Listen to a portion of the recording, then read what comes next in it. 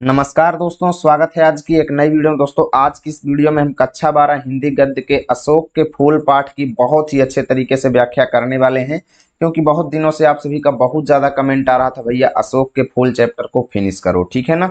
इसलिए मैंने सोचा इस चैप्टर को चलिए खत्म ही कर देते हैं और एक एक शब्द आपको अच्छे से बताएंगे। भले ही अभी तक आपको ये चैप्टर समझ में नहीं आया है, आप इस वीडियो को अंतिम तक अगर आप देख लेंगे अच्छे से, तो मैं ये गारंटी के साथ कहता हूं इस चैप्टर से रिलेटेड आपके मन में कोई भी डाउट नहीं रहेगा, प्लस इस चैप्टर को आप अच्छे से समझ पाएंगे। तो चलिए दोस्तों शुरू करते हैं और इसके एक एक शब्द को अच्छे से समझते हैं। तो यहाँ पे देखिएगा लिखा गया है, अशोक में फिर फूल आ गए हैं। इसका मतलब यह है कि हजारी प्रसाद जी कहते हैं कि अशोक का वृक्ष जो है वो फिर से पुष्पित हो चुका है, यानी फिर से उसमें फूल खिल चुके हैं। और इन छोटे छोटे लाल लाल पुष्पों के मनोहर स्तवकों, स्तवकों मतलब गुच्छों में, पुष्पों का गुच्छा जो होता है ना, आप लोग जानते हैं पुष्पों का समूह या गुच्छा, यानी अशोक के छोटे छोटे लाल लाल मन को हर लेने वाले मनोहर गुच्छे जो हैं, इनके अंदर कैसा मोहक भाव है। कैसा मोहक भाव है का मतलब ये है मन को मोह लेने वाला एक अलग ही तरीके का इनके अंदर भाव भरा हुआ है इन अशोक के फूलों के अंदर, ठीक है। आगे लिखा गया है, बहुत सोच समझकर कंदर्प देवता ने लाखों मनोहर पुष्पों को छोड़कर सिर्फ 5 को ही अपने तुड़ीर में यानी अपने तर्कस में, तुड़ीर मतलब अपने तर्कस में स्थान देने योग्य समझा था। कंदर्प देवता किसको कहा गया है? कंदर्प कहा गया है दोस्तों कामदेव को। कंदर्प देवता का मतलब क्या हुआ कि कामदेव, और कामदेव जो है दोस्तों बहुत ही सुंदर देवता माने गए हैं, और ऐसा माना जाता है कि कामदेव जो है वो फूलों का बाण लिए रहते हैं, ठीक है। और कामदेव सबसे सुंदर देव माने गए हैं। चलिए अब देखते हैं, यहाँ पे लिखा गया है कि कामदेव जो है वो बहुत ही सोच समझ करके बहुत सारे लाखों मन को हर लेने वाले सुंदर पुष्पों को छोड़ करके केवल 5 ही फूल को अपने तर्कस में स्थान देने के योग्य समझे थे। अर्थात सबसे बेस्ट जो 5 फूल थे उन्हीं को अपने तर्कस में रखे, और एक यह अशोक ही है, यानी उन 5 फूलों में से एक जो है वो अशोक है, ठीक है। चलिए आगे चलते हैं और आगे समझते हैं। तो यहाँ पे देखिए लिखा गया है, लेकिन पुष्पित अशोक को देखकर मेरा मन उदास हो जाता है। राइटर जी क्या कहते हैं? पुष्पित, पुष्पित माने फूल से लदे हुए, पुष्पित माने फूल से लदे हुए, यानी फूल से लदे हुए अशोक को मैं जब देखता हूं ना तो मेरा मन पता नहीं क्यों उदास हो जाता है। लेखक कहते हैं इसलिए नहीं उदास होता कि सुंदर वस्तुओं को हतभाग्य, हतभाग्य मतलब भाग्यहीन या दुर्भाग्यशाली, यानी लेखक ये कहते हैं कि मैं इसलिए नहीं, मेरा मन इसलिए नहीं उदास होता कि सुंदर चीजों को देख करके मेरे अंदर ईर्ष्या उत्पन्न हो जाती है उन चीजों से, या फिर वो चीज इतनी महान है इस वजह से मुझे दुख नहीं होता। वो कहते हैं कि इसलिए नहीं कि सुंदर वस्तुओं को दुर्भाग्यशाली समझने में मुझे कोई विशेष रस मिलता है, कोई भी रस नहीं मिलता, ठीक है। आगे राइटर कहते हैं कुछ ऐसे लोग हैं जिनको रस मिलता है, कोई आनंद मिलता है। कुछ ऐसे लोग हैं जो अच्छी से अच्छी चीजों को भी बुरा बताते हैं और इसमें उनको आनंद मिलता है। लेकिन लेखक कहते हैं कि मुझे बुरी चीजों को, मुझे अच्छी चीजों को बुरा बताने में कोई रस नहीं मिलता, ठीक है ना। लेकिन पता नहीं क्यों मेरा मन उदास हो जाता है। कहते हैं कि वो लोग बहुत दूरदर्शी होते हैं जिन्हें अच्छी चीजें भी बुरी लगती हैं। बहुत दूरदर्शी, दूरदर्शी मतलब दूर की देखने वाले होते हैं, भविष्य तक का अंदाजा लगा लेने वाले होते हैं। दूरदर्शी मतलब भविष्य में आने वाली घटनाओं समस्याओं को भी जांच परख लेने वाले होते हैं वो, ठीक है ना। और उनके सामने जो भी चीज पड़ गई ना तो उसके जीवन के अंतिम मुहूर्त तक का वो लोग हिसाब लगा लेते हैं कि इसके जीवन में कब क्या होने वाला, ये क्या करेगा क्या नहीं करेगा, है ना। पर लेखक कहते हैं मेरी दृष्टि इतनी दूर तक नहीं जाती, अर्थात मेरा सोच जो है, मेरी सोच विचार जो है इतना दूर तक नहीं जाती। मैं वर्तमान को देख करके चलता हूँ, भविष्य के बारे में मैं इतना नहीं सोच पाता हूँ, राइटर जी कहते हैं, ठीक है ना। फिर आगे कहते हैं फिर भी मेरा मन इस फूल को देख करके उदास हो जाता है। पता नहीं क्यों मेरा मन इस फूल को देख करके उदास हो जाता है। असली कारण तो मेरे अंतर्यामी ही जानते होंगे, मेरे भगवान ही जानते होंगे। कुछ थोड़ा सा मैं भी अनुमान कर सकता हूं जिसे मैं बता रहा हूं, ठीक है। राइटर कहते हैं कि ओरिजिनल कारण क्या है ये तो मुझे नहीं पता, लेकिन हाँ थोड़ा बहुत मैं अनुमान कर सकता हूं जिसे मैं आप सभी से बताने वाला हूं, ठीक है ना। चलिए यहाँ पे लिखते हैं भारतीय साहित्य में, भारतीय साहित्य में मतलब जो हमारा साहित्य है इसमें और इसीलिए जीवन में भी इस पुष्प का प्रवेश और निर्गम दोनों ही विचित्र नाटकीय व्यापार है। यानी लेखक ये कहते हैं कि हमारे भारतीय साहित्य में, जो हमारे भारत का साहित्य है, उस साहित्य में और हमारे रियल लाइफ में अशोक के फूल का आना और निर्गम माने जाना, यानी अशोक के फूल का आना और जाना एक विचित्र नाटक की तरह है, एक विचित्र नाटकीय व्यापार है। मतलब आने और जाने की ये कहानी जो है ना अशोक के फूल की, ये एक नाटक के समान है, विचित्र नाटक के समान, ठीक है ना। कभी लेखक कहते हैं कि ऐसा तो कोई नहीं कह सकता कि कालिदास के पूर्व मतलब कालिदास के पहले भारतवर्ष में इस पुष्प का कोई नाम ही नहीं जानता था। अर्थात लेखक ये कहते हैं कि ये बात कोई नहीं कहेगा कि कालिदास के पहले अशोक के फूल को कोई जानता ही नहीं था, हर आदमी कहेगा, ठीक है ना। इस बात को कोई नहीं कह सकता कि कालिदास के पहले भारत में अशोक के फूल का कोई नाम ही नहीं था। अर्थात ये अशोक का फूल जो है वो कालिदास के पहले से भी हमारे भारत में विद्यमान है। अशोक का फूल जो है वो कालिदास के बहुत सालों पहले से भी हमारे साहित्य में विद्यमान है, ठीक है ना। आगे राइटर कहते हैं कालिदास के काव्यों में यह जिस शोभा यानी जिस सुंदरता और जिस कोमलता का भार लेकर के प्रवेश करता है, सकुमार मतलब कोमलता का, यानी कालिदास के साहित्यों में कालिदास की रचनाओं में यह जिस सुंदरता और जिस कोमलता का भार लेकर के प्रवेश करता है ना, वह पहले कहाँ था। अर्थात ये अशोक का फूल तो था, लेकिन इतनी सुंदरता और इतनी कोमलता के साथ ये नहीं माना जाता था जितना कालिदास के काव्यों में इसको शोभा और सुंदरता मिली, ठीक है ना। तो राइटर कहते हैं कि कालिदास के काव्यों में जिस प्रकार से इसका वर्णन किया गया है ना, तो उस सुंदरता को देख करके ऐसा लगता है कि उस प्रवेश में यानी कालिदास के साहित्यों में अशोक के फूल के आने का ये जो क्रम है ना, इसको देख करके ऐसा लगता है कि उस प्रवेश में नववधु मतलब नई नई पतोहू, या जिसको कहते हैं नई नई वधू, ठीक है ना, नई नई कोई स्त्री के घर में प्रवेश की भांति शोभा होती है। जैसे किसी नई स्त्री का विवाह होता है, उसका गृह प्रवेश किया जाता है, उस समय जो सुंदरता होती है ना, वैसी ही सुंदरता कालिदास के काव्यों में कालिदास की रचनाओं में अशोक के फूल के प्रवेश करते समय हुई है, ठीक है ना। और वैसे ही गरिमा है, वैसा ही महत्व है, और वैसे ही पवित्रता है, और वैसे ही कोमलता है। जैसे एक नववधु के घर में प्रवेश करते समय जिस प्रकार का महत्व और जिस प्रकार की पवित्रता और जिस प्रकार की कोमलता होती है ना, वैसे ही कालिदास के काव्यों में इस फूल के प्रवेश करते समय हुआ है, ठीक है ना। आगे राइटर कहते हैं फिर एकाएक मुसलमानी सल्तनत की प्रतिष्ठा के साथ ही साथ, मुसलमानी सल्तनत का मतलब ये है दिल्ली सल्तनत, मुसलमानी सल्तनत का मतलब दिल्ली सल्तनत। हिस्ट्री पढ़े होंगे तो आप जानते होंगे, नहीं जानते हैं तो बस आपको ये लिख देना है कि फिर एकाएक मतलब अचानक हुआ क्या कि दिल्ली सल्तनत की स्थापना के बाद ही या दिल्ली सल्तनत की स्थापना के साथ ही साथ यह मन को हर लेने वाला अशोक का फूल जो है ना, साहित्य रूपी सिंहासन से चुपचाप उतार दिया गया। अर्थात दिल्ली सल्तनत के बाद इस अशोक के फूल का कोई भी साहित्य में जिक्र नहीं किया, यानी अचानक इसको लोग सब भूल गए, ठीक है, अचानक लोग इसको भूल गए, ये चीज यहाँ पे लिखा गया है। चलिए आगे देखते हैं।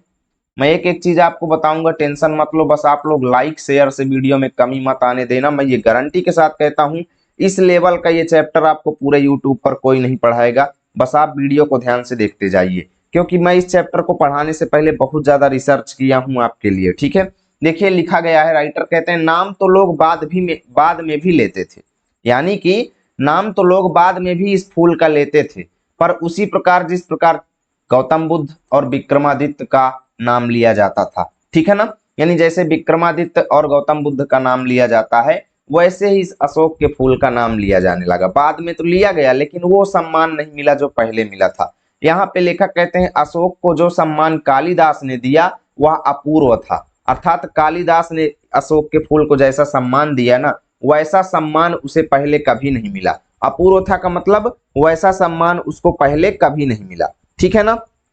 आगे राइटर कहते हैं सुंदरियों के आसिंजनकारी मतलब आवाज करने वाले, ध्वनि करने वाले, ध्वनि उत्पन्न करने वाले। तो यहाँ पे लिखा है, राइटर कहते हैं कि सुंदरियों के मतलब सुंदर स्त्रियों के ध्वनि उत्पन्न करने वाले, नूपुर वाले मतलब पायल, नूपुर किसको कहा जाता है, पायल, या कह लो नूपुर वाले मतलब घुंघरू से युक्त पायल, ठीक है, घुंघरू से युक्त पायल वाले चरणों के मृदु आघात मतलब कोमल चोट पहुंचाने से अशोक का फूल जो है फूलता था। यानी राइटर ये कहते हैं कि ऐसा माना जाता है, साहित्यों में ऐसा लिखा गया है कि सुंदर स्त्रियां, जब हमारे देश की जो सुंदर स्त्रियां हैं ना, वो अपने ध्वनि करने वाले पायल पहने हुए चरणों के जब कोमल चोट देती थी, यानी जब वो अपने चरणों को इस वृक्ष पर स्पर्श करती थी, अशोक के वृक्ष पर, तब ये फूलता था। ठीक है ना।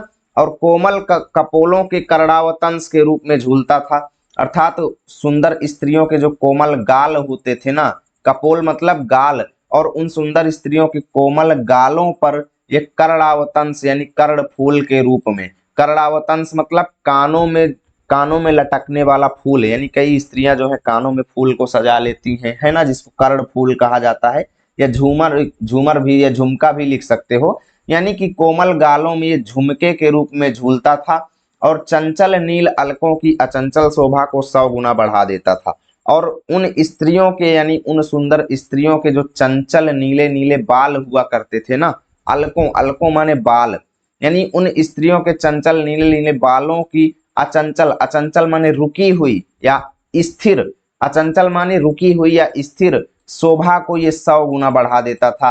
अर्थात जिन स्त्रियों के बालों में भी कोई सौंदर्य नहीं रहता था, ये जब वो अपने बालों में इस फूल को लगा लेती थी ना, तो एक अलग ही सौंदर्य हुआ करता था। ठीक है, आगे चलिए देखिए, आगे देखते हैं।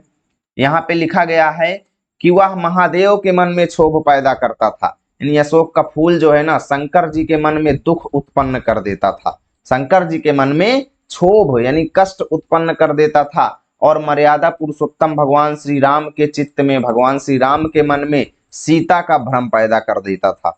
यह अशोक का फूल जो है इतना दिव्य है, इतना अलौकिक है कि भगवान श्री कृष्ण के भगवान श्री राम के मन में सीता जी का भ्रम उत्पन्न कर देता था और शंकर जी के मन में कष्ट उत्पन्न कर देता था। ठीक है, और मनोजन्मा देवता के एक इशारे पर कंधों पर से ही फूट उठता था, अर्थात मनोजन्मा देवता मतलब कामदेव के, मनोजन्मा किसको कहा गया है, मन में उत्पन्न, मनोजन्मा मतलब मन में उत्पन्न, और मन में उत्पन्न कौन है, कामदेव, यानी काम देवता के एक ही इशारे पर, एक ही बार इशारा करने पर ये कंधों से ही फूट उठता था, अर्थात कंधे से ही ये चमकने लगता था और एक अलग ही सुंदरता बनाता था। ठीक है, अब देखिए आगे लिखा गया है, अशोक किस कुशल अभिनेता के समान झम्म से रंगमंच पर आता है।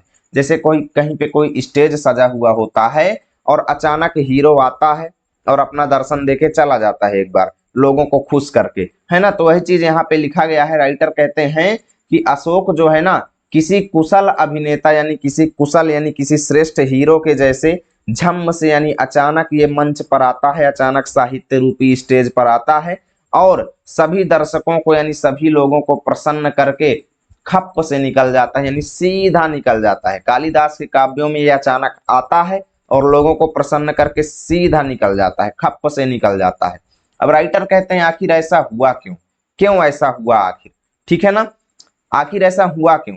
तो कहते हैं कंदर्प देवता के अन्य बाणों की कदर तो आज भी कवियों की दुनिया में ज्यों की त्यों है। यानी कंदर्प देवता यानी कामदेव ने जो 5 फूलों की बाण लिए थे, है ना, 5 फूलों से उनका बाण बना हुआ था, तो 5 फूलों में से अन्य बाण जो है, अन्य फूल जो हैं उनकी कदर तो आज भी उसी तरीके से बनी हुई है, कवियों की दुनिया में ज्यों की त्यों है। अर्थात बचे हुए 4 जो हैं उन फूलों की इज्जत तो आज भी वैसी की वैसी है। तो आखिर अशोक के फूल को क्यों भुलाया गया। राइटर ये कहते हैं भाई, अन्य फूल जो है 5 फूलों से उनका जो है धनुष बना था, 5 फूलों से, तो एक तो भाई देखिए 4 जो है उनकी इज्जत आज भी वैसी की वैसी बनी हुई है, तो आखिर अशोक के फूल को क्यों भुलाया गया। लेखक कहते हैं अरविंद को किसने भुलाया, यानी कमल को किसने भुलाया। कामदेव जो है, देखिए पहला फूल कमल है, देखिए यहाँ पे 5 बताया गया है, ठीक है। देखिए कमल को किसने भुलाया, अर्थात कमल की भी आज वैसे ही वैसे इज्जत बनी हुई है। आम को कहाँ छोड़ा गया, अर्थात आम भी आज उनके बाण में तर्कस में शामिल है। और नीलोत्पल, नीलोत्पल मतलब नीले कमल की माया को कौन काट सका, अर्थात नीले कमल की भी आज वैसे ही वैसे इज्जत बनी हुई है। और नव मल्लिका, नव मल्लिका का मतलब चमेली का फूल, और चमेली के फूल की अवश्य ही अब विशेष पूछ नहीं है। राइटर ये कहते हैं कि चमेली के फूल की भले ही अब ज्यादा पूछ नहीं है, किंतु उसकी इससे अधिक कदर कभी भी नहीं थी। लेखक कहते हैं कि भले उसकी अभी ज्यादा पूछ नहीं है, लेकिन इससे ज्यादा पूछ उसकी पहले भी नहीं थी, यानी चमेली के फूल को इससे ज्यादा पहले भी लोग पसंद नहीं करते थे। लेकिन राइटर कहते हैं अशोक के फूल को तो पहले लोग पसंद किया करते थे, लेकिन अब उसको भुला दिए, आखिर इसका क्या रीजन है। देखिए पहला यहाँ पर हो गया कमल का फूल, दूसरा हो गया आपका नीला कमल, तीसरा और देखिए आम हो गया आम का फूल, और चौथा हो गया आपका नवमल्लिका यानी चमेली का फूल, पांचवा अशोक का फूल। ये पांचों से मिलकर के कामदेव का बाण बना था। तो यहाँ पे लिखते हैं भुलाया गया है अशोक, अर्थात अशोक को भुला दिया गया है। आखिर क्या रीजन है कि भाई अशोक को भुला दिया गया? तो यहाँ पे लेखक कहते हैं कि मेरा मन उमड़ घुमड़ करके यानी घूम घूम करके भारतीय रस साधना के पिछले, ये पिछले है ठीक है ना, भारतीय रस साधना के पिछले हजारों वर्षों पर बरस जाना चाहता है। अर्थात ये मेरा मन जो है हमारे भारतीय इतिहास के न जाने कई साल पहले के दृश्य पर मेरा मन फिर से जाकर के सोच विचार करना चाहता है, बरस जाना चाहता है। अर्थात आज से हजारों साल पहले की बातों को मेरा मन फिर से उजागर करना चाहता है। राइटर कहते हैं क्या यह सुंदर पुष्प भुलाने की चीज थी? अर्थात भुलाने की चीज नहीं थी। ये सुंदर पुष्प जो है भुलाने की चीज नहीं थी। राइटर कहते हैं सहृदयता मतलब सरलता क्या लुप्त हो गई थी जो इस फूल को भुलाया गया? क्या सरलता लुप्त हो गई थी? अच्छे हृदय वाले लोग लुप्त हो गए थे जिन्होंने इस फूल को भुला दिया? और कविताएं क्या सो गई थी? अर्थात ऐसी कविताएं जो बुरे कामों को करने से हमें रोकती हैं, और वही कविताएं इस अशोक के फूल को भुलाने के लिए नहीं रोक पाई? क्या वो सो गई थी? उनके अंदर कोई भी ताकत नहीं रही कविताओं के अंदर, ठीक है ना, साहित्यों के अंदर? ना मेरा मन यह सब मानने को तैयार नहीं है। राइटर कहते हैं मैं इन सब बातों को मानने के लिए तैयार नहीं हूं, ठीक है ना। राइटर कहते हैं चलो जो हुआ सो ठीक हुआ, जो हुआ सो ठीक हुआ, लेकिन जले पर नमक छिड़कना तो यह है कि एक तरंगायित, तरंगायित मतलब लहरदार, तरंगायित मतलब लहरदार पत्र वाले निफूले मतलब बिना फूल वाले पेड़ को सारे उत्तर भारत में अशोक कहा जाने लगा। राइटर ये कहते हैं कि अभी तक जो हुआ तो ठीक था, लेकिन गलत ये हुआ, जले पर नमक छिड़कना तो ये हुआ कि तरंगदार यानी लहरदार पत्ते वाले एक बिना फूल वाले पेड़ को सारे उत्तर भारत में अशोक का वृक्ष कहा जाने लगा। बताओ लोगों ने याद भी किया तो अपमान करके याद किया। अर्थात आप इससे अच्छा याद ही नहीं करते उस अशोक के वृक्ष को, जब आपने याद ही नहीं किया और याद भी किया तो अपमान करके याद किया, इससे अच्छा ना याद करते, ठीक है ना। लेखक कहते हैं लेकिन मेरे मानने ना मानने से क्या होता है? लेखक कहते हैं मेरे मानने ना मानने से क्या होता है? मैं इन बातों को मानूं या ना मानूं, क्या फर्क पड़ता है भाई? क्या फर्क पड़ता है? कोई फर्क नहीं पड़ता। लेखक कहते हैं ईसवी सन के आरंभ के आसपास, अर्थात जब ईसवी सन प्रारंभ हुआ, सन 1 सन 2 सन 3, यानी जब ईसवी सन प्रारंभ हुआ ना, तो उस समय अशोक का ये शानदार पुष्प जो है भारतीय धर्मों में, यानी हमारे देश विदेश के सभी लोगों में, भारतीय धर्मों में और साहित्यों में और कलाओं में अद्भुत महिमा के साथ आया था। यानी ईसवी सन के स्टार्ट होते ही अशोक का फूल हमारे धर्मों में, साहित्यों में और कलाओं में सभी जगह एक विस्मयपूर्ण आश्चर्यजनक महिमा के साथ, महत्व के साथ प्रवेश किया था। और उसी समय शताब्दियों के परिचित यक्षों और गंधर्वों ने भारतीय धर्म साधना को एकदम नवीन रूप में बदल दिया। यानी लेखक कहते हैं कि उसी समय यक्ष और गंधर्व कौन है, सबसे पहले ये जान लो, ठीक है। देखिए यक्ष और गंधर्व दो ये प्राचीन जातियां हैं, ठीक है। यक्ष और गंधर्व जो हैं ये प्राचीन जातियां हैं। क्या हैं? प्राचीन जातियां हैं। और ऐसा माना जाता है कि यक्ष और गंधर्व जो हैं ये कहाँ पे, स्वर्ग में क्या करते हैं, गाने बजाने का काम करने वाली जातियां हैं। तो यहाँ पे लिखा गया है कि उसी समय यक्षों और गंधर्वों ने हमारे भारतीय धर्म साधना को एकदम नया रूप प्रदान कर दिया था। यानी ईसवी सन के प्रारंभ होते ही यक्षों और गंधर्वों ने हमारे भारतीय साहित्य को एक नया रूप प्रदान कर दिया, ठीक है। आगे राइटर कहते हैं पंडितों ने शायद ठीक ही कहा है, यानी पंडितों ने एक बात सुझाई है, एक उन्होंने सजेशन दिया है कि गंधर्व और कंदर्प वास्तव में एक ही शब्द के अलग अलग उच्चारण है। यानी गंधर्व शब्द और कंदर्प शब्द दोनों एक दूसरे के उच्चारण है, दोनों का सेम अर्थ है, ठीक है। गंधर्व शब्द और कंदर्प शब्द दोनों का एक ही उच्चारण है। लेखक कहते हैं पंडितों ने शायद ये बात ठीक ही कहा है, ठीक है। पंडितों ने शायद ये बात ठीक ही कहा है। आगे राइटर लिखते हैं कि कंदर्प देवता ने यदि अशोक को चुना है तो यह निश्चित रूप से एक आर्यतर सभ्यता की देन है। यानी अगर मनोजन्मा देवता, कंदर्प देवता का मतलब कामदेव, कंदर्प देवता का मतलब कामदेव, ठीक है ना। तो यहाँ पे लिखा गया है कि देखिए मैं थोड़ा और वो कर देता हूँ, नीचे कर देता हूँ, आप लोगों को दिख नहीं रहा है, ठीक है। देखिए हाँ चलिए, देखिए यहाँ पे लिखा गया है कंदर्प देवता ने यदि अशोक को चुना है तो यह निश्चित रूप से एक आर्यतर सभ्यता की देन है। यानी हमारे कामदेव ने यदि अशोक को अपना एक बाण चुना है ना, अपने बाण के रूप में इसको नियुक्त किया था, यह निश्चित रूप से आर्येतर मतलब आर्यों की सभ्यता के पहले की देन है। आर्येतर का मतलब आर्यों के अतिरिक्त, आर्येतर मतलब आर्यों के अतिरिक्त जो जातियां थी उनकी ये देन है, आर्यों की देन नहीं है। यानी हम लोग जो हैं हमको आर्यों की संतान माना जाता है ना। तो ऐसा लिखा गया है कि आर्येतर सभ्यता की देन है, यानी कि कंदर्प देवता ने, अगर कामदेव ने इस अशोक को अपना एक बाण नियुक्त किया था तो ये बात 100% कंफर्म है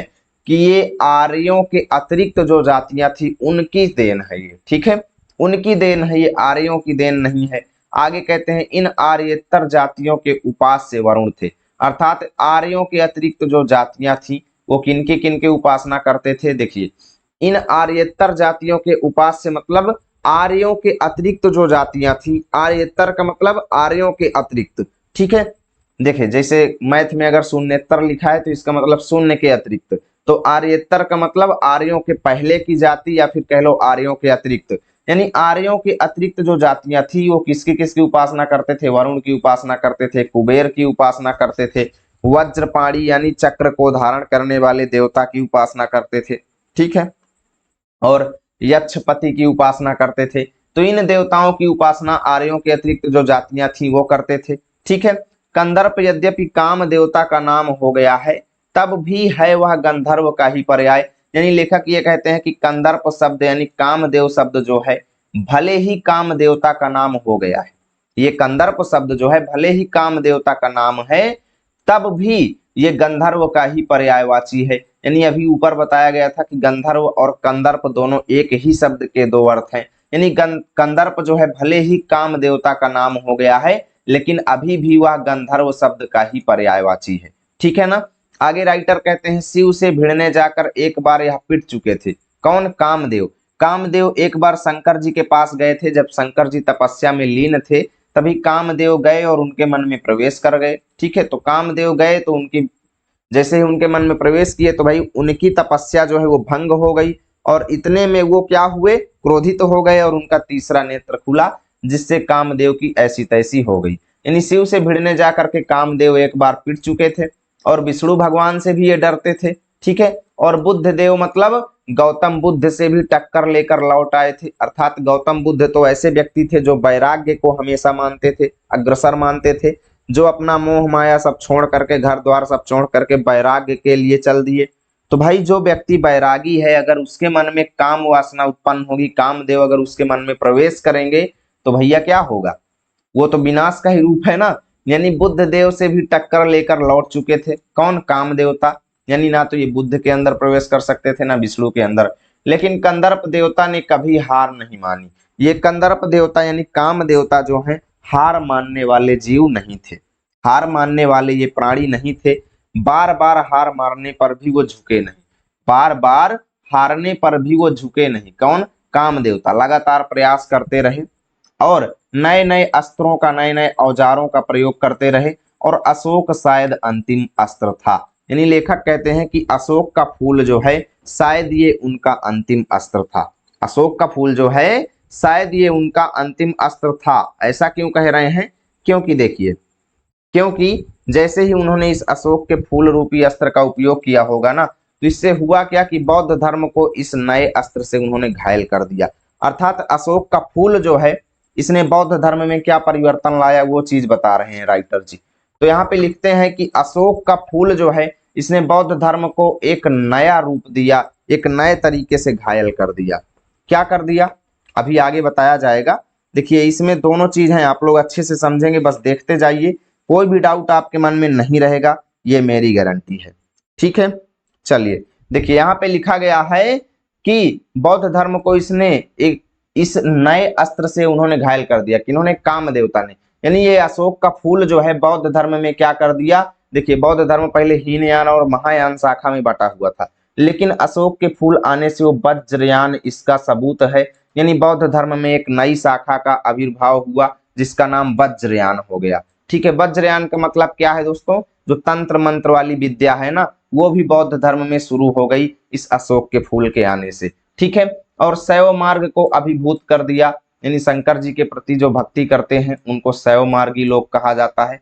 यानी शैव मार्ग उत्पन्न हो गया, शंकर जी के प्रति भी लोग आकर्षित होने लगे और शाक्त साधना को इसने झुका दिया। ठीक है, शाक्त साधना मतलब किसी विशेष शक्ति की साधना करने वाले, किसी विशेष शक्ति की तपस्या करने वाले, उनको भी इसने झुका दिया। ठीक है, आगे राइटर कहते हैं कौल साधना इसका प्रमाण है और कपालिक मत इसका गवाह है। यानी कि इस अशोक के फूल ने किया क्या कि कौल साधना, इस अशोक के फूल ने क्या क्या परिवर्तन लाया शैव धर्म में, क्या क्या परिवर्तन लाया शैव धर्म में, उसका प्रत्यक्ष प्रमाण कौल साधना है।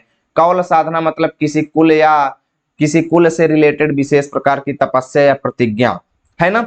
तो कौल साधना जो है यानी एक विशेष प्रकार की तपस्या जो है, इसका प्रत्यक्ष प्रमाण है और कपालिक मत जो है इसका गवाह भी है। ठीक है, कपालिक मत मतलब आप लोग जानते हैं शैव धर्म के लोगों को कपाली भी कहा जाता है, यानी जो शिव की उपासना करते हैं। तो ये कपालिक धर्म जो है शैव धर्म में उत्पन्न हुआ अशोक के फूल के आने से ही। ठीक है ना, इस ये सब अशोक के फूल की वजह से ही हुआ, राइटर जी कहते हैं। चलिए अब आगे देखते हैं, यहाँ से ये पैसेज जो है बहुत ज्यादा इंपॉर्टेंट है, आप लोग ध्यान से देखिएगा। यहाँ पे लिखा गया है रविंद्रनाथ ने इस भारतवर्ष को महामानव समुद्र कहा है। क्या कहा है? महामानव समुद्र कहा है। महामानव समुद्र का मतलब ये है कि यहाँ पर ये भारतवर्ष जो है, हमारा भारत देश जो है, बहुत सारे आदमियों का सम्मेलन है। जैसे समुद्र में जाकर के कई प्रकार के नदियां मिलती हैं ना, वैसे ही हमारे इस देश में कई प्रकार के लोग आकर के मिले, हमारे इस देश में कई प्रकार के लोग आकर के मिले। राइटर कहते हैं विचित्र देश है वह, अर्थात वह भारत देश विचित्र है, जहां पर असुर जातियां आई, आर्य जातियां आई, शक आए, हूण आए, नाग आए, यक्ष आए, गंधर्व आए। देखिए ये सभी जातियों के नाम है, तो इनका अर्थ तो आप लिखेंगे नहीं, बस ऐसे ही कामा लगा लगा करके व्याख्या आप कर देंगे। ठीक है, गंधर्व आए और ना जाने कितनी मनुष्य जातियां आई। राइटर कहते हैं कि ना जाने कितनी अनगिनत जातियां हमारे देश में आई और आज के यानी वर्तमान हमारे भारत देश को बनाने में अपना अपना हाथ लगा गई। यानी जिससे जितना हो सका हमारे भारत देश को कोई आगे बढ़ाया, कोई पीछे ले गया। यानी अनेकों जातियां हमारे देश में आई और हमारे भारत को बनाने में अपना अपना योगदान देके गई। ठीक है, राइटर कहते हैं जिसे हम आज अपना रीति रिवाज कहते हैं, रीति नीति कहते हैं, जिसे हम आज अपनी रीति रिवाज रीति नीति कहते हैं, वे अनेक आर्यों और आर्येतर उपादानों का अद्भुत मिश्रण है। आर्यों मतलब आर्य जातियों और आर्यों के अतिरिक्त सभी जातियों के योगदानों का एक अद्भुत मिश्रण है। अर्थात जिसे हम अपना रीति रिवाज मानते हैं ना, ये सब आर्य लोगों और आर्यों के अतिरिक्त सभी प्रकार के लोगों का ये एक मिश्रण है, सभी प्रकार के लोगों की विचारधाराओं का मिश्रण है। ठीक है ना, आगे राइटर कहते हैं कि एक एक पशु, वर्तमान में जो हमें एक एक जानवर दिखाई देते हैं, एक एक पक्षी जो हमें दिखाई देते हैं, ना जाने कितनी स्मृतियों मतलब कितने पलों की याद लेकर के, कितनी स्मृतियों मतलब कितनी यादों का भार लेकर के, कितनी यादों का वजन लेकर के हमारे सामने उपस्थित हैं। क्योंकि जितने भी जानवर उपस्थित है ना, ये किसी न किसी बड़ी चीज से संबंधित हैं, है ना, किसी न किसी बड़ी चीज से संबंधित हैं। और इनके बारे में जब हम रिसर्च करते हैं तो हमें पता चलता है कि ये हमारे लिए बहुत ऐतिहासिक चीजें हैं। यानी आज दिखाई देने वाले एक एक जानवर, एक एक पक्षी बहुत सारी यादों को लेकर के हमारे सामने उपस्थित है। ठीक है, अब आगे राइटर कहते हैं अशोक की भी अपनी स्मृति परंपरा है। यानी अशोक का ये फूल जो है, इसकी भी एक अलग ही कृपा है, इसकी ही एक अलग ही कहानी है, इसकी भी कुछ अलग ही यादें हैं। ठीक है, और ऐसे ही आम के फूल की भी है और बकुल के फूलों की भी और चंपा की भी है। ठीक है, अब राइटर कहते हैं भले ही सबकी अलग अलग कहानी है, पर क्या हमें सब मालूम है? नहीं मालूम, क्योंकि कोई इन चीजों को जानने की इच्छा ही नहीं रखता, कोई इन चीजों के प्रति आकर्षित ही नहीं होता, कोई इन जानवरों को, जो जानवर दिखाई देते हैं, इनके रहस्यों को जानने के लिए आगे ही नहीं बढ़ता। आगे राइटर कहते हैं और जितना मालूम है, जो भी थोड़ा बहुत हम लोगों को पता भी है, उसी का अर्थ क्या स्पष्ट हो सका है? क्या हम उसका अच्छे से अर्थ जानते हैं? नहीं जानते। यही तो हमारे साहित्य में कमी है ना, कि भाई जो चीजें उपलब्ध हैं उसका भी हम कायदे से अर्थ नहीं जान पाते। क्या कारण है आखिर भाई इसका, है ना। तो आगे राइटर कहते हैं ना जाने किस बुरे मुहूर्त में, ना जाने किस बुरे समय में मनोजन्मा देवता ने, मनोजन्मा देवता मतलब काम देवता ने शिव जी पर बाण फेंका था। ना जाने किस बुरे समय में उन्होंने बाण फेंका, जिससे उनका शरीर क्या हो गया? जलकर राख हो गया, शरीर उनका जल करके राख हो गया। और अगर आप वामन पुराण पढ़ेंगे, कौन सा पुराण? वामन पुराण पढ़ें और 6वां अध्याय पढ़ें। ठीक है, वामन पुराण के 6वें अध्याय की गवाही पर हमें मालूम है कि उनका रत्नमय मतलब रत्नों से युक्त, रत्नमय मतलब रत्नों से जड़ित, यानी कि जब हम वामन पुराण के 6वें चैप्टर को पढ़ते हैं तब हमें पता चलता है कि जब काम देवता ने शिव के ऊपर प्रहार किया था ना, यानी शिव पर जब वो शिव के अंदर घुसे थे ना, तो इससे उनका रत्नमय मतलब रत्न जड़ित उनका धनुष जो है टूट टूट करके खंड खंड हो करके धरती पर गिर गया था, यानी अनेक टुकड़ों में उनका धनुष टूट गया था शिव जी के क्रोध वाली आंखों के खुलने से। और यहाँ पे लिखा गया है जहां मूठ थी, अर्थात जहां धनुष को पकड़ा जाता है बीच का भाग, ठीक है, मूठ मतलब जहां पे धनुष को पकड़ा जाता है, तो धनुष की जो मूठ थी वह स्थान रुकमणी से बना हुआ था, अर्थात मड़ियों से बना हुआ था, और वह टूट करके धरती पर गिरा तो चंपे का फूल बन गया। यानी जैसे ही धनुष जो मड़ियों से बने हुए धनुष था, रत्नों से बना हुआ धनुष था, उसका पकड़ने वाला मूठ का जो स्थान था वो मड़ियों से बना हुआ था, और जैसे ही टूट करके गिरा तो धरती पर गिरते ही वो चंपे का फूल बन गया, ठीक है। और हीरे का बना हुआ जो उनका नाह स्थान था, नाह स्थान देखिए सब धनुष के भाग हैं, ठीक है, नाह स्थान, बस आपको इनकी व्याख्या कैसे करना है, बस ऐसे ही लिखना है कि कामदेव के धनुष का जो नाह स्थान था वो हीरे से बना हुआ था, और जब धनुष टूटा तो वो गिर करके मौलसरी के मनोहर पुष्पों में बदल गया, मौलसरी का पुष्प बन गया, ठीक है। मौलसरी का पुष्प आप नहीं देखे हैं तो गूगल पे जा करके देख लीजिए, ठीक है। मौलसरी का पुष्प बन गया, और अच्छा ही हुआ, राइटर कहते हैं अच्छा ही हुआ, इंद्रनील मणियों का बना हुआ कोटि देश भी टूट गया। अब देखिए सब धनुष के भाग हैं, कामदेव के धनुष में अलग अलग भाग थे, अलग अलग भाग को अलग अलग नाम दिया गया था, तो जो इंद्रनील मणियों से बना हुआ उनका कोटि देश था ना, उनके धनुष का कोटि देश भाग जो था वो जब टूटा ना तो सुंदर पाटल पुष्पों में यानी पलाश के पुष्पों में परिणत हो गया, यानी परिवर्तित हो गया, तो उनका कोटि देश जो है वो टूट करके क्या बन गया, पलाश का पुष्प बन गया, ठीक है। अब इनकी व्याख्या बस आपको ऐसे ही कर देना है कि लेखक कहते हैं कि जब कामदेव का धनुष टूटा तो उनके धनुष का कोटि देश नामक भाग जो था वो टूट करके सुंदर पलाश के पुष्पों में परिवर्तित हो गया। और राइटर कहते हैं यहां तक अभी कुछ भी खराब नहीं हुआ, यह भी बुरा नहीं हुआ, ठीक है ना। राइटर कहते हैं लेकिन सबसे सुंदर बात यह हुई कि चंद्रकांत मणियों का जो बना हुआ मध्य देश था ना, ये भी धनुष का भाग है, उनके धनुष का मध्य देश जो था जो कि चंद्रकांत मणियों का बना हुआ था वो टूट करके क्या बन गया, चमेली बन गया, ठीक है, क्या बन गया, चमेली बन गया।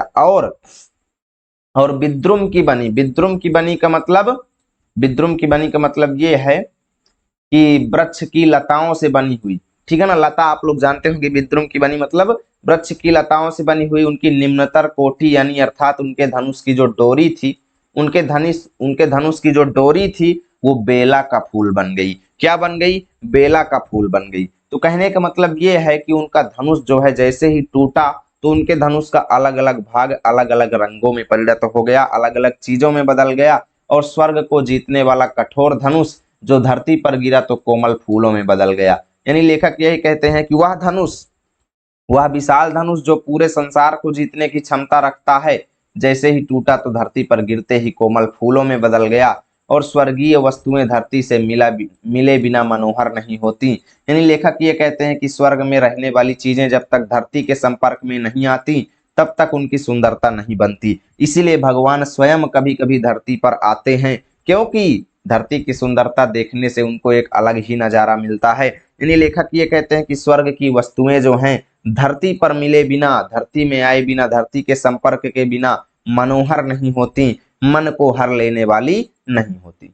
आगे लिखा गया है, राइटर कहते हैं परंतु मैं दूसरी बात सोच रहा हूं, यानी मेरे मन में एक और बात आ रही है कि आखिर इस कथा का रहस्य क्या है, इस कहानी का मेन फैक्ट क्या है, क्या रहस्य है ना, यह क्या पुराणकार की सुकुमार कल्पना है, अर्थात वह व्यक्ति जिसने पुराण लिखा है क्या उसने ये केवल कल्पना किया है कि धनुष टूटा और ये बन गया, वो बन गया, ये हुआ, क्या ये कल्पना है, या फिर सचमुच ये फूल जो है भारतीय संसार में गंधर्वों की देन है।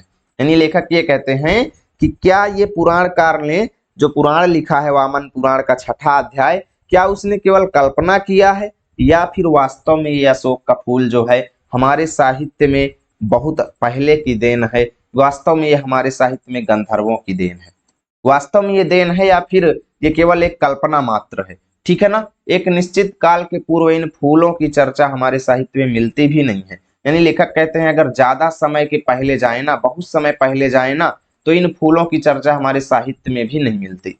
ज्यादा अगर पुराने समय पर जाएं तो इन फूलों की चर्चा हमारे साहित्य में भी नहीं मिलती। आगे राइटर कहते हैं सोम तो निश्चित रूप से गंधर्वों से खरीदा जाता था। सोम क्या है? सोम जो है दोस्तों फूलों के रस को कहा जाता है, सोम रस। तो आर्य लोग जो है उनका पेय पदार्थ था सोम रस। क्या था? सोम रस। तो यहाँ पे लिखा गया है कि सोमरस जो है वो तो निश्चित रूप से गंधर्वों से खरीदा जाता था, गंधर्वों से उसको परचेस किया जाता था।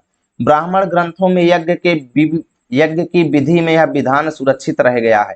अर्थात ब्राह्मण ग्रंथ जो हैं उनमें ये विधान मतलब उसमें ये बातें अच्छे तरीके से लिखी गई हैं। विधान सुरक्षित रह गया है कि मतलब ये है कि ब्राह्मण ग्रंथों में ये बात आज भी लिखी हुई है।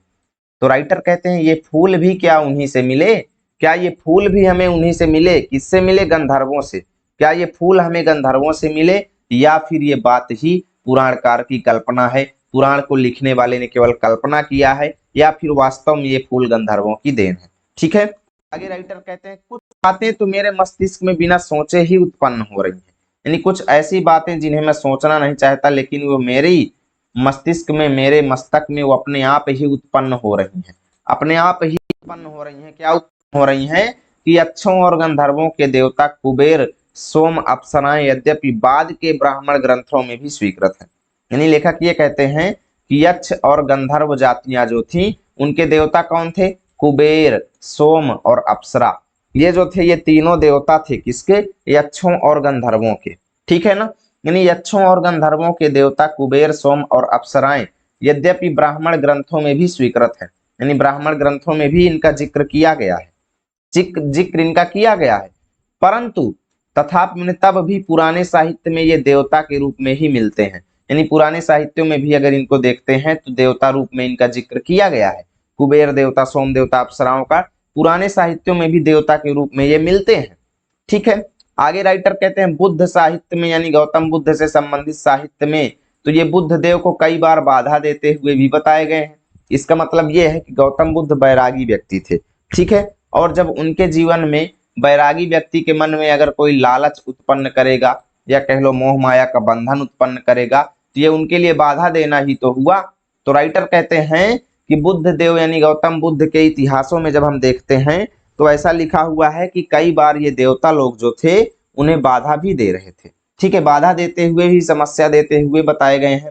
और महाभारत में ऐसी अनेक कथाएं आती हैं जिनमें राइटर कहते हैं कि महाभारत में कुछ कथाएं ऐसी लिखी गई हैं, कुछ कथाएं ऐसी बताई गई हैं जिनमें ये बताया गया है, क्या बताया गया है कि संतान अर्थिनी अर्थात संतान की इच्छुक, संतान अर्थिनी मतलब संतान की इच्छुक स्त्रियां जो हैं, ऐसी स्त्रियां जिनको संतान की प्राप्ति नहीं होती थी, जो संतान की प्राप्ति की इच्छा रखती हैं, ऐसी स्त्रियां जो हैं वृक्षों के अपदेवता, वृक्षों के अपदेवता मतलब ये पेड़ पौधों के देवता यक्षों के पास संतान कामनी होकर जाया करती थी।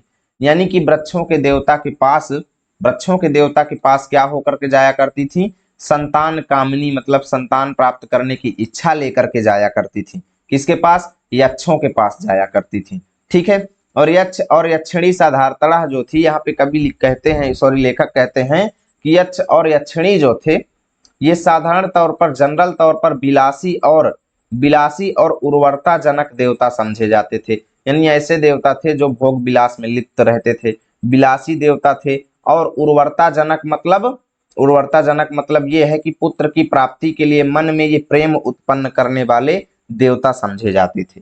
उर्वरता जनक मतलब पुत्र की प्राप्ति के लिए प्रेरक हुआ करते थे, ये हमारे मन में पुत्र की प्राप्ति के लिए हमारे अंदर प्रेरणा उत्पन्न करने वाले ये देवता समझे जाते थे। यहाँ पे लिखा गया कुबेर तो अक्षय निधि की अधीश्वर भी है।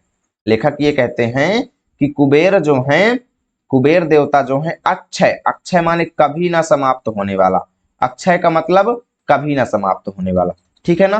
तो यानी कुबेर देवता जो हैं अक्षय निधि मतलब खजाने, कभी ना समाप्त होने वाले खजाने के अधीश्वर माने स्वामी है। कुबेर जो हैं कभी ना समाप्त होने वाले खजाने के स्वामी हैं। यक्षमा नामक रोग के साथ भी इन दोनों का संबंध जाता है। ठीक है। यक्षमा नामक रोग से भी कुबेर का संबंध है। ठीक है, भरहूत हो गया, बोध गया हो गया, देखिए जगहों के नाम है ये, ठीक है, इसका कोई अर्थ नहीं होगा, समझिएगा। देखिए भरहुत हो गया, बोध गया हो गया, सांची हो गया इत्यादि में उत्कीर्ण मतलब बनाई गई मूर्तियों में संतान आर्थनी मतलब संतान की इच्छा रखने वाली स्त्रियों का यक्षों के सानिध्य मतलब यक्षों के पास के लिए वृक्षों के पास जाना अंकित है। ठीक है ना, यानी लेखक ये कहते हैं कि भरहुत हो गया, बोध गया हो गया, सांची इत्यादि में जो मूर्तियां प्राप्त हुई हैं उनमें ऐसे देखा गया है कि संतान की इच्छा रखने वाली स्त्रियां जो हैं वो यक्षों के पास जाया करती थी। ठीक है, यक्षों के पास जाना उन चित्रों में दर्शाया गया है। और इन वृक्षों के पास अंकित मूर्तियों की स्त्रियां जो हैं प्रायः नग्न हैं, और यक्षों के पास जो वृक्ष हुआ करते थे उन वृक्षों के पास जो स्त्रियां जाती थी उनका जो चित्र प्राप्त हुआ है उसमें स्त्रियां प्रायः नग्न दिखाई देती हैं। कैसी दिखाई देती हैं? नग्न दिखाई देती हैं। केवल कटिदेश मतलब कमर में, केवल कटिदेश मतलब कमर में एक चौड़ी मेखला अर्थात करधनी पहने हुए हैं। यानी जो मूर्तियां दिखाई गई हैं भरहुत, बोध गया और सांची में, उनमें जो स्त्रियों का चित्र है केवल वो कमर में एक चौड़ी मेखला मतलब करधनी पहने हुए दिखाई गई हैं। और अशोक इन वृक्षों में सर्वाधिक रहस्यमय है। सर्वाधिक रहस्यमय मतलब सर्वाधिक रहस्य से परिपूर्ण कौन सा वृक्ष है? अशोक का वृक्ष ही है। आगे लिखते हैं कि सुंदरियों के चरण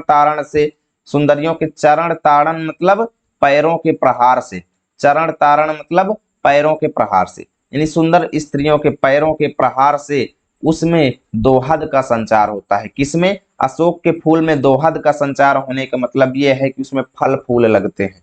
किसमें? अशोक के वृक्ष में। कब फल लगते थे, कब फूल लगते थे? जब स्त्रियां उसमें अपने पैरों का प्रहार करती थी। और परवर्ती मतलब बाद के धर्म ग्रंथों से यह भी पता चला है, यानी लेखक कहते हैं बाद के धर्म ग्रंथों से यह भी पता चला है कि चैत्र शुक्ल अष्टमी को अर्थात चैत्र महीने की शुक्ल पक्ष में अष्टमी तिथि को व्रत धारण करने और अशोक की 8 पत्तियों को खाने से स्त्री की संतान कामना फलवती होती है। अर्थात ऐसी स्त्रियां जो संतान की इच्छा रखती हैं, अगर वो चैत्र महीने में शुक्ल पक्ष की अष्टमी को व्रत धारण करें और अशोक के वृक्ष की 8 पत्तियां खाएं तो उनको संतान की प्राप्ति की इच्छा जो है वो परिपूर्ण हो जाएगी। ठीक है ना। आगे राइटर कहते हैं अशोक कल्प में ये बताया गया है। अशोक कल्प में क्या बताया गया है? कहते हैं कि अशोक कल्प में बताया गया है कि अशोक के फूल 2 प्रकार के होते हैं, एक सफेद और एक लाल। सफेद जो है वो तांत्रिक क्रियाओं में सिद्धिप्रद मतलब सफलता प्रदान करने वाला समझ करके व्यवहार होता है मतलब उपयोग किया जाता है। यानी तांत्रिक क्रियाओं में सफेद फूल जो है वो ज्यादा उपयोग होता है ऐसा माना जाता है। और लाल फूल जो है स्मरण वर्धक अर्थात याददाश्त बढ़ाने वाला होता है। इन सारी बातों का रहस्य क्या है? लेखक कहते हैं क्या है इन सारी बातों का रहस्य? तो लेखक कहते हैं मेरा मन प्राचीन काल के यानी प्राचीन समय के यानी हमारे भारत का ये प्राचीन इतिहास जो है उसके कुंझटिका छन्न मतलब कोहरे से घिरे हुए, अंधकार से परिपूर्ण। कुंझटिका छन्न मतलब कोहरे से परिपूर्ण या अंधकार से परिपूर्ण आसमान में दूर तक उड़ना चाहता है। अर्थात मैं इन सारे रहस्यों को जानना चाहता हूँ, परंतु लेखक कहते हैं कि हाय मेरे पास पंख नहीं है। हाय मेरे पास पंख कहाँ है? अर्थात मेरे पास सारी सुविधाएं कहाँ हैं कि मैं इन चीजों को जान पाऊं, इन रहस्यों के बारे में जान पाऊं। ठीक है, वह मुझे प्राचीन युग की बात मालूम होती है। ये सब बातें यानी लेखक कहते हैं प्राचीन युग की बात मुझे एक बात मालूम होती है। क्या मालूम होती है? कि आर्यों का लिखा हुआ साहित्य ही हमारे पास बचा है। यानी कि प्राचीन इतिहासों के बारे में जानने के लिए मुझे एक ही बात याद आती है कि जो वो लोग लिख करके गए हैं उन साहित्यों से ही हम कुछ जान सकते हैं। उनका लिखा हुआ साहित्य ही हमारे पास बचा है और उसमें सब कुछ आर्य दृष्टिकोण से ही देखा गया है। अर्थात जो लोग साहित्य लिखे हैं वो अपने हिसाब से यानी आर्य लोगों के द्वारा लिखा गया साहित्य है तो अपने दृष्टिकोण से अपने हिसाब से उसमें चीजों को वर्णित किए हैं। ठीक है, अब उन्हीं साहित्यों को पढ़ के राइटर जी कहते हैं कि मैंने एक ज्ञान अर्जित किया और पाया कि आर्यों से अनेक जातियों का संघर्ष हुआ था। प्राचीन काल में आर्य जातियां जो थी उनका अनेक जातियों के साथ लड़ाई झगड़े हुए थे। कुछ ने उनकी अधीनता नहीं मानी, अर्थात कुछ जातियां ऐसी थीं जो उनके अधीन नहीं हुई, जो स्वयं को उनके सामने सरेंडर नहीं की। वो कुछ ज्यादा ही गर्वीली थी, वो कुछ ज्यादा ही घमंडी थी। ठीक है, संघर्ष तो खूब हुआ। राइटर कहते हैं संघर्ष तो खूब हुआ, पुराणों में भी इसके प्रमाण वर्णित हैं। यह इतनी पुरानी बात है कि सभी संघर्षकारी शक्तियां यानी आपस में लड़ने वाली शक्तियां जो हैं बाद में देव योनि मतलब देवताओं से उत्पन्न मान ली गई। यानी ये बातें इतनी पुरानी है कि उनके बारे में करेक्ट इतिहास उपलब्ध ना होने की वजह से वो शक्तियां जो आपस में लड़ती थी उनको देवताओं से उत्पन्न मान लिया गया। ठीक है, अब आगे राइटर कहते हैं आर्यों का पहला संघर्ष शायद असुरों से हुआ था, राक्षसों से हुआ था। और ये राक्षस जो है बड़ी गर्वीली जाति थी, अर्थात बहुत घमंडी जाति थी। बहुत गर्वीली जाति थी मतलब बड़ी घमंडी जाति थी। और ये राक्षस जाति जो है कभी भी आर्यों के प्रभुत्व को नहीं मानी, अर्थात आर्यों को इन्होंने अपना स्वामी कभी नहीं माना। प्रभुत्व मतलब स्वामीपन, यानी आर्यों की अधीनता इन्होंने कभी भी स्वीकार नहीं किया राक्षसों ने। ठीक है, कभी भी इन्होंने आर्यों की प्रभुता को स्वीकार नहीं किया। आगे लिखते हैं कि फिर दानवों, दैत्यों और राक्षसों से संघर्ष हुआ, यानी आर्यों का संघर्ष दानवों से हुआ, दैत्यों से हुआ, राक्षसों से संघर्ष हुआ। ठीक है, गंधर्वों और यक्षों से कोई संघर्ष नहीं हुआ। लेखक कहते हैं कि गंधर्वों और यक्षों के साथ कोई भी संघर्ष नहीं हुआ। इससे पता चलता है कि वे शायद शांति प्रिय जातियां थी, यानी गंधर्व और यक्ष जो थे शांतिपूर्ण जाति थे, शांत जाति के लोग थे, शांति प्रिय जातियां थी। बरहुत, सांची और मथुरा आदि में प्राप्त जो यक्षिणी मूर्तियां जो हैं इनको देख करके इनका गठन और बनावट देखने से ऐसा स्पष्ट हो जाता है कि ये जातियां पहाड़ी थीं, अर्थात पहाड़ में रहने वाली थीं। बरहुत, सांची और मथुरा के मूर्तियों को देख करके ऐसा लगता है कि यक्ष और गंधर्व जो थे वो पहाड़ में रहने वाली जातियां थीं, यानी हिमालय का देश जो है वही गंधर्व, यक्ष और अप्सराओं की निवास भूमि है। यानी गंधर्व, यक्ष और अप्सराएं ये हिमालय में ही रहते थे। इनका समाज संभवतः उस स्तर पर था जिसे आजकल के पंडित पुनालुवन सोसाइटी कहते हैं। क्या कहते हैं? पुनालुवन सोसाइटी। पुनालुवन सोसाइटी कहा जाता है दोस्तों एक सभ्य समाज को। क्या कहा जाता है? सभ्य समाज को। यानी कि आर्यों और गंधर्वों का, ये यक्षों और गंधर्वों का जो समाज था उस समय उस तरीके का था जिसे आजकल के लोग पुनालुवन सोसाइटी यानी एक सभ्य समाज कहते हैं। यानी आर्य लोग प्राचीन समय में भी यक्ष और गंधर्व लोग सभ्य थे। ठीक है, लड़ाई झगड़े में ध्यान नहीं देते थे। यहाँ पे लिखा गया है कि शायद इससे भी अधिक आदिम मतलब पुरानी बातों में, यानी लेखक ये कहते हैं कि इससे भी पुराने साहित्य को पढ़ते हैं तो हमें ये पता चलता है कि वो नाच गान में भी कुशल थे। नाच गान में भी कुशल थे, यानी यक्ष और गंधर्व जो थे वो नाच गान में भी, नाचने और गाने में भी श्रेष्ठ थे। यक्ष तो धनी भी थे। लिखा गया है कि यक्ष लोग जो थे वो धनवान भी थे। वे लोग वानरों और भालुओं की भांति कृषि पूर्व स्थिति में भी नहीं थे। यानी वानर और भालू जातियां जो हैं वो कृषि की स्थिति में थे, लेकिन यक्ष उस तरीके से भी नहीं थे, अर्थात वो कृषि वगैरह भी नहीं करते थे, कृषि पूर्व स्थिति में नहीं थे, अर्थात खेती वगैरह वो नहीं करते थे। राक्षसों और असुरों की भांति व्यापार वाणिज्य वाली स्थिति में भी नहीं थे। यानी कि यक्ष जो थे वो राक्षसों और असुरों की तरह व्यापार वगैरह भी नहीं करते थे, कुछ भी नहीं करते थे। वे मणियों और रत्नों का संधान जानते थे, अर्थात मणियों और रत्न जो है उनका खजाना जानते थे कि मणियां और रत्न जो है कहाँ भरी हुई हैं। यक्ष लोग ये अच्छे तरीके से जानते थे। और लिखा गया है कि पृथ्वी के नीचे गड़ी हुई खजानों की जानकारी रखते थे। यक्ष और गंधर्व लोग जो थे धरती के नीचे गड़े हुए खजानों की जानकारी रखते थे और उसी की वजह से वो अनायास माने जल्दी ही धनी हो जाते थे। उन्हीं खजानों की वजह से वो जल्द ही धनी हो जाते थे। और आगे राइटर कहते हैं शायद इसी कारण से उनमें विलासिता की मात्रा अधिक थी, क्योंकि जो व्यक्ति जल्दी धनी हो जाता है दोस्तों वो भोगी और विलासी हो जाता है। ठीक है ना। और जो व्यक्ति मेहनत से पैसा कमाता है उसको जल्दी घमंड नहीं होता, और जो व्यक्ति अनायास यानी एकाएक पैसे पाता है ना तो वो उससे उतरा जाता है बहुत ज्यादा। ठीक है ना। तो वही चीज यहाँ पे लिखी गई है कि शायद उनमें इसी वजह से विलासिता की मात्रा बहुत ज्यादा थी। ठीक है। परवर्ती काल में यह बहुत सुखी जाति मानी जाती थी, यानी बाद के साहित्यों में ऐसा माना गया कि यक्ष और गंधर्व बहुत सुखी जाति के लोग थे। कैसे थे? सुखी जाति के लोग थे। यहाँ पे लिखा गया यक्ष और गंधर्व एक ही श्रेणी के थे, यानी एक ही वर्ग के थे, परंतु आर्थिक स्थिति दोनों की थोड़ी अलग थी।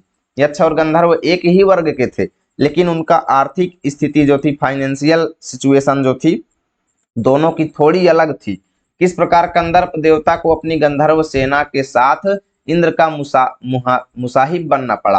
यानी लेखक ये कहते हैं कि किस प्रकार प्राचीन समय में कंदर्प देवता को, काम देवता को अपने गंधर्वों की सेना के साथ भगवान इंद्र का मुसाहिब मतलब साथी बनना पड़ा था, वो कथा पढ़ने पर एक अलग ही आनंद मिलता है, मनोरंजन होता है। यानी प्राचीन समय में किस प्रकार कामदेव जो हैं अपने गंधर्वों की सेना लेकर के इंद्र के साथी बने थे, वो कहानी सुनने पर वो कहानी जो है बहुत ही मनोरंजक कथा है। ठीक है, पर यहाँ वह सब पुरानी बातें क्यों रटी जाए, यानी लेखक कहते हैं यहाँ पर हम उन सब पुरानी बातों को क्यों रटें, अर्थात उनकी चर्चा यहाँ पे करना उचित नहीं है। ठीक है, राइटर कहते हैं। चलिए आगे देखिए, लिखते हैं कि प्रकृति यह है कि बहुत पुराने जमाने में आर्य लोगों को अपनी जातियों से निपटना पड़ा था। लेखक ये कहते हैं कि बात ये है, प्रकृति यह है का मतलब कि बात ये है कि बहुत पुराने जमाने में यानी बहुत प्राचीन समय में आर्य लोगों को अपनी जातियों से निपटना पड़ा था, यानी आपसी झगड़े से भी निपटना पड़ा था, जो बहुत गर्वीली जाति थी, बहुत घमंडी जाति थी, बहुत अभिमानी जाति थी, हार मानने को प्रस्तुत नहीं थी, अर्थात हार नहीं मानती थी वो जातियां। और परवर्ती साहित्य में यानी बाद के साहित्यों में उनका स्मरण घृणा के साथ किया गया, यानी बाद के जो साहित्य लिखे गए उसमें उन जातियों को याद तो किया गया, लेकिन घृणा यानी ग्लानि के साथ याद किया गया, और जो सहज ही मित्र बन गई। ठीक है, उनके प्रति अवज्ञा और उपेक्षा का भाव नहीं दर्शाया गया। ठीक है, उनको मित्र के रूप में साहित्यों में दर्शाया गया। आगे राइटर कहते हैं असुर, राक्षस, दानव और दैत्य पहली श्रेणी में तथा यक्ष, गंधर्व, किन्नर, सिद्ध, विद्याधर, वानर, भालू आदि दूसरी श्रेणी में लिखे गए। देखिए ये सब जातियां हैं। ठीक है, प्रथम श्रेणी में और दूसरी श्रेणी में इनको दर्शाया गया। असुरों को, राक्षसों को, दानवों को, दैत्यों को इनको पहली श्रेणी में दर्शाया गया, और यक्ष, गंधर्व यानी जो बुरी जातियां थी उनको पहली श्रेणी में, और जो अच्छी जातियां थी उनको दूसरी श्रेणी में दर्शाया गया। परवर्ती हिंदू समाज इन सब को बड़ी अद्भुत शक्तियों का आश्रय मानता है, यानी बाद का ये जो हिंदू समाज उत्पन्न हुआ, आधुनिक हिंदू समाज जो है इन सभी जातियों को बड़ी ही अद्भुत शक्तियों का आश्रय मानता है, अर्थात बड़ी ही आश्चर्यजनक शक्तियों से परिपूर्ण मानता है, और सब में देवता बुद्धि का पोषण करता है, अर्थात और सभी के अंदर सब में देवता बुद्धि का पोषण करता है, अर्थात आधुनिक हिंदू समाज जो है इन सभी लोगों में ऐसा मानता है कि देवता के जैसे बुद्धि भरी हुई है इन सभी लोगों में। ठीक है, देवता बुद्धि का पोषण करता है मतलब इन सभी में देवता के समान बुद्धि उत्पन्न होने की कामना करता है। यहाँ से दोस्तों आज की इस पार्ट को फिनिश करेंगे, क्योंकि वीडियो बहुत बड़ी हो चुकी है। लेकर के आएंगे हम पार्ट 2। इसके लिए आप लोग इस वीडियो के डिस्क्रिप्शन में जाकर के देख सकते हैं, पार्ट 2 का लिंक पड़ा हुआ है। मिलेंगे आप सभी के साथ अगली वीडियो में, तब तक के लिए जय हिंद, जय भारत।